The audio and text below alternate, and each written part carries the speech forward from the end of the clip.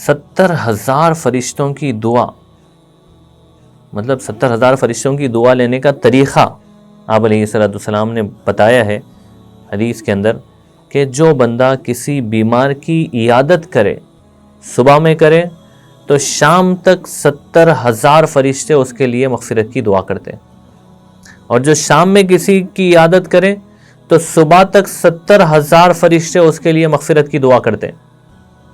آپ سوچیں کہ جب 70,000 فرشتے مغفرت کی دعا کر رہے ہیں تو اللہ کا نظام کیسے حرکت میں نہیں آئے گا۔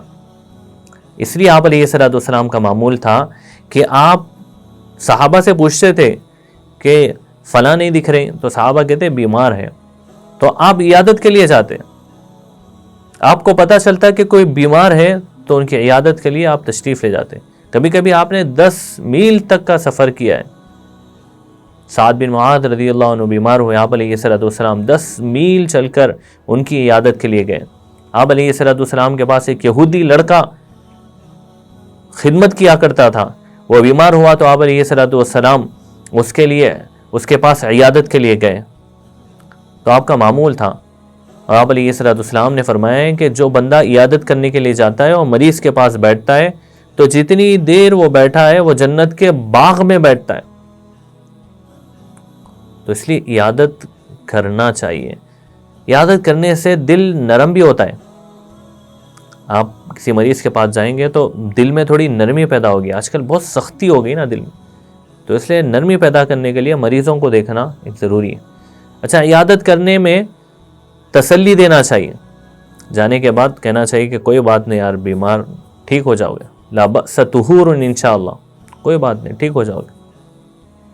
یہ نہیں بولنا چاہیے کہ بھئی فلاں تم کو جو بیماری آئی فلاں کو بھی آئی تھی، وہ 3 دن میں ہی اوپر چلے گیا، یہ نہیں بولنا چاہیے ایسا۔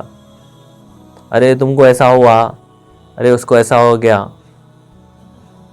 تو ہم کو پتہ نہیں ہے، اللہ پاک دوسرے کے ساتھ جو لکھے ہیں مقدر، یہ بندے کے ساتھ لکھے ہوں، ہم کو پتہ نہیں ہے۔ اس لیے ہماری ذمہ داری کیا ہے؟ تسلی دیں، لا بأس طہور انشاءاللہ، کوئی بات نہیں یار، ٹھیک ہو جاؤ گے۔ دوسرے آپ علیہ السلام نے کہا 7 مرتبہ وہاں پر ٹھہر کر دعا پڑھے، اسأل اللہ العظیم رب العرش العظیم ان یشفیک، 7 مرتبہ پڑھنا چاہیے۔ اور آپ نے فرمایا کہ اگر موت نہیں ہے اس کے حق میں اس ٹائم تو اللہ پاک اس کے پڑھنے سے ضرور شفا دیں گے۔ 7 مرتبہ پڑھ کے دعا کرنا چاہیے، دم کرنا چاہیے، اس کے اوپر یہ کام کرنا چاہیے۔ اور اس کے لیے کوئی شرط نہیں، حافظہ بھی پڑھے، ہر کوئی پڑھ سکتا ہے، ہر مسلمان چھوٹی سی دعا یاد کرے، اسأل اللہ العظیم رب العرش العظیم ان یشفیک، اس کا اہتمام کریں تو انشاءاللہ عیادت کرنے سے ہمارے حق میں بھی بہتری ہوگی، اور جس کی عیادت کر رہے ہیں ہم، جو بیمار کی، اس کو بھی تسلی ملے گی، دعا ملے گی، اور اس کی برکت سے انشاءاللہ اس کی بھی صحت ہوگی۔